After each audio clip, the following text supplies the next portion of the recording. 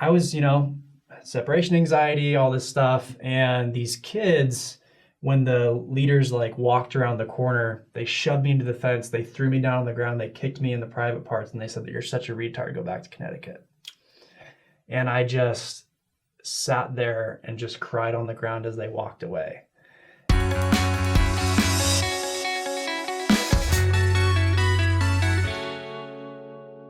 Hello everyone, welcome back to Saints Unscripted. I'm Taylor, and I'm here with our very special guest, Drew.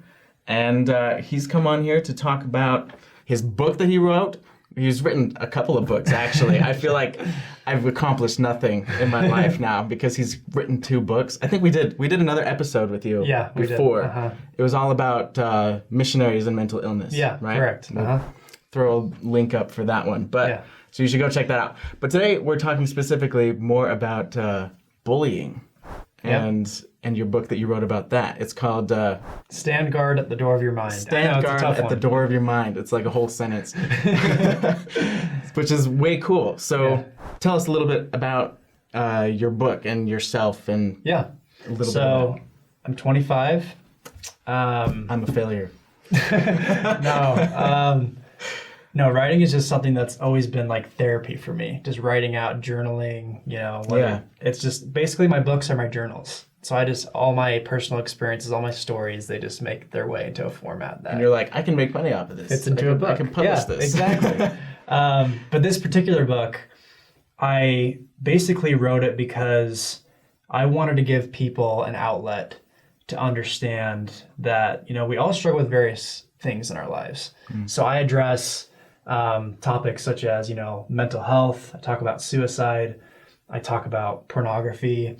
I talk about bullying. I talk about, what's the difference between success and failure? Why is failure seemed like it's such like a down topic? It's like a depressing thing to talk about failure. And I kind of switch that around to say, the only way that we truly learn in life is when we fail and pick ourselves back up.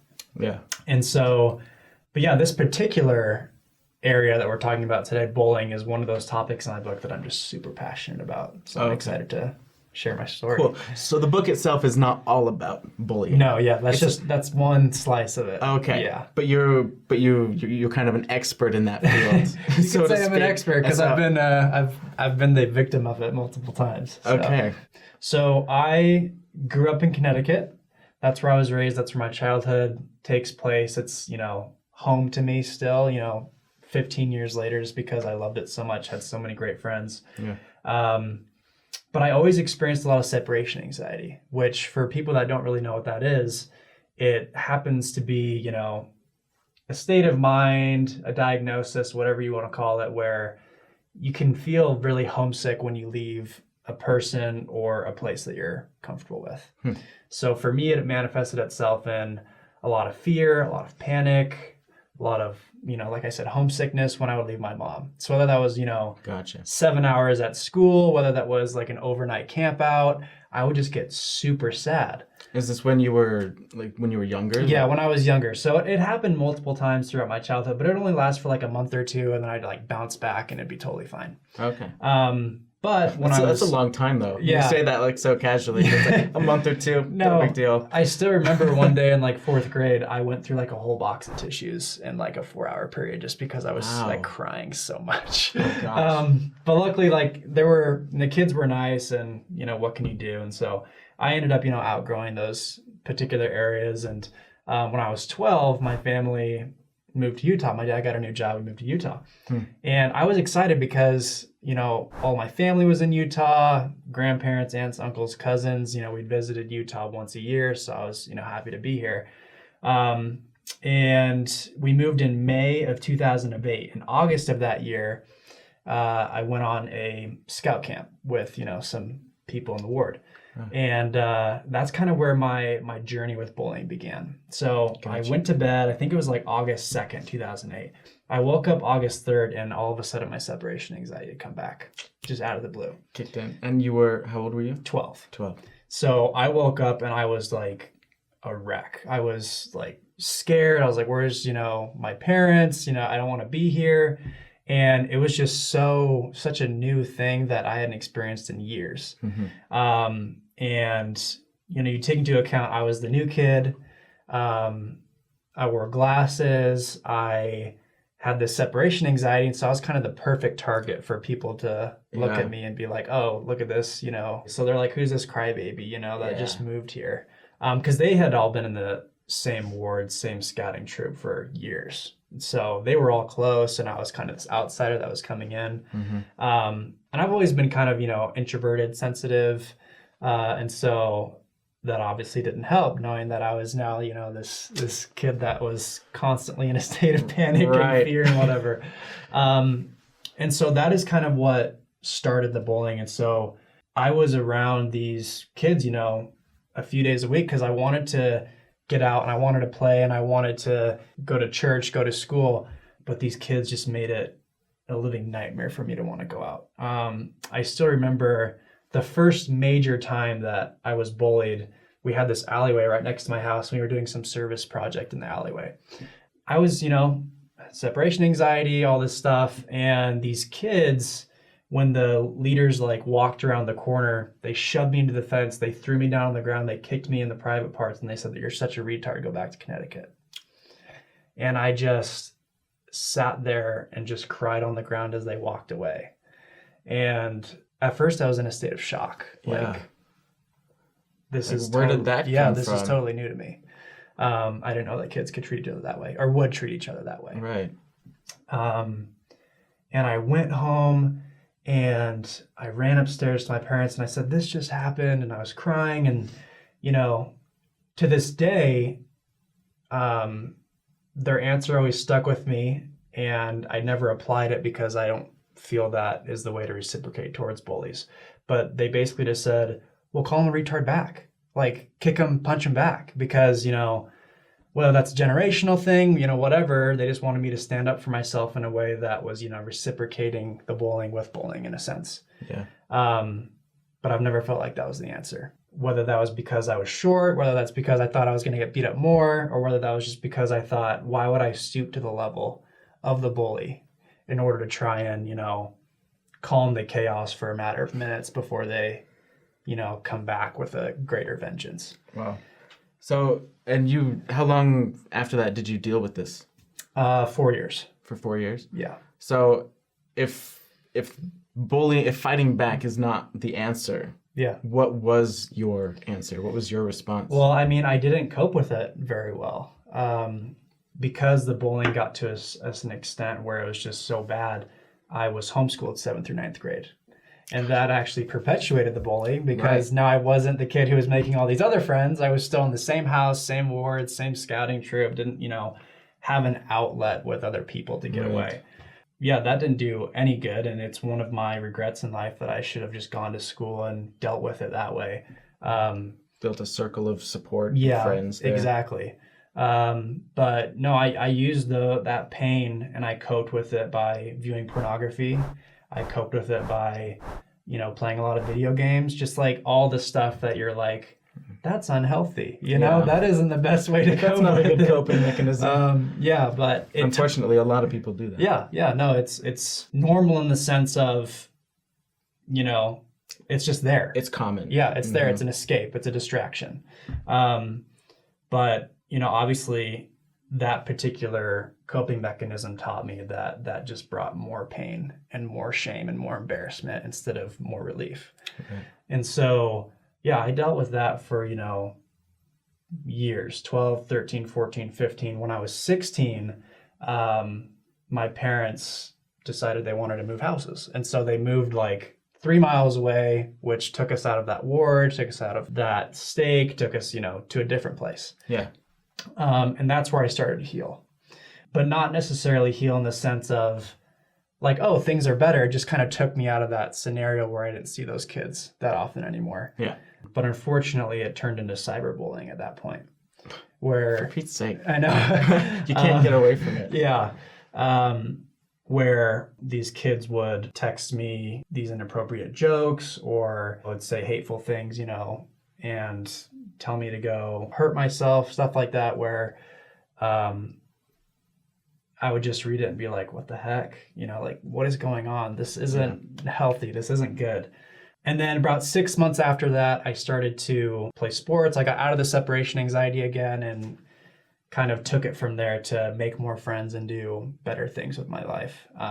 But I still remember this is like the defining moment in my youth that taught me the importance of why bullying is not healthy and why kindness is like the way to live a good life. I had just gotten back from school. It was a rough day. And I dropped my backpack downstairs, walked upstairs into my bathroom, and I turned on the light. I looked myself in the mirror and I said, I'm always going to try to be kind to people because I never want someone to feel the way I felt. And just word for word, that's exactly what I said, because it was just like that awakening moment for me that I was like, this is not the way to live a healthy, good life. Yeah. By treating others like they're less than, by making them feel like crap. And I've tried to live that, to this day. It's been a beacon of light that's just like led me like, you're kind to people, and being kind to people isn't a sign of weakness. It's not a sign of, oh, you're not strong, you're too sensitive. It's actually a way to help people feel better about themselves and to bring more light into the world. Right. And I think through that process, like you make more friends. You get a stronger support group. Who would have thought? And who doesn't want that? Yeah. Who doesn't want more people, more of a support group to have around you at all times? Wow, that's crazy. So for a lot of our viewers, I think a lot of people experience bullying. And if they don't experience like hand-to-hand bullying, they've experienced some form of cyberbullying. Yeah. Or know someone that is being bullied or has been bullied or something like that. Right. Yeah. So what would you say to them if they came to you and asked you, like, just for advice, like, what do they do? What's something practical they can do right now to help improve the situation? What would you say? First of all, I completely empathize with you. I know exactly how it feels.